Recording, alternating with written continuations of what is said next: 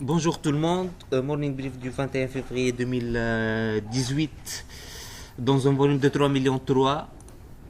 La bourse de Tunis a repris quand même quelques couleurs, 0,13%, 4,59% depuis le début de l'année. La journée d'hier était marquée par des échanges sur la SFBT, 457 000 dinars, dont 300 000 dinars dû à la cession de 15 168 actions par des investisseurs étrangers. Donc c'est un mouvement quand même. La semaine dernière c'était 33 000 actions. Cette semaine nous sommes à 15 000 actions.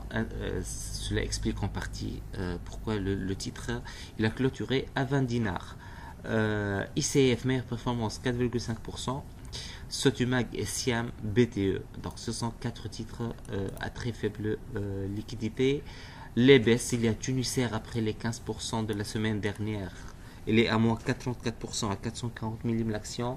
Monoprix, moins 2,89% et Sotuver à 5 dinars 500, moins 2,48.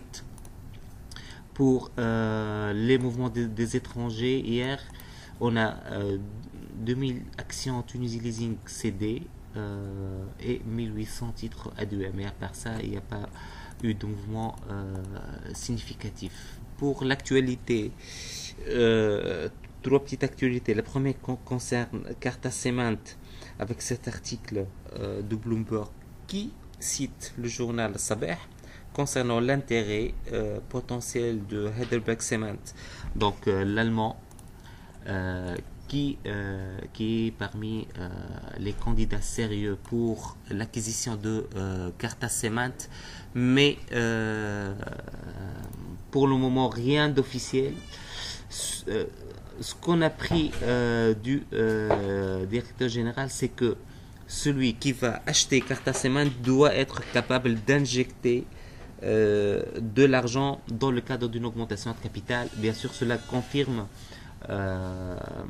les estimations d'Alpha Mena. Deuxième actualité concerne la bourse avec l'intention de la création d'un compte épargne en action entreprise et entreprise. C'est ce qui a été annoncé par le président du conseil de la bourse de Tunis dans une interview. Normalement, cela va contribuer au financement et l'augmentation de capital des PME dans le cadre des introductions sur le marché alternatif.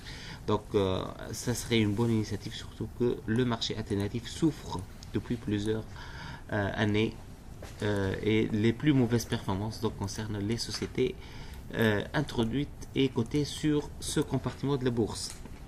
Dernière nouvelle concerne l'indice de la production industrielle qui s'est amélioré de 0,4% en glissement annuel à la fin de l'année 2017.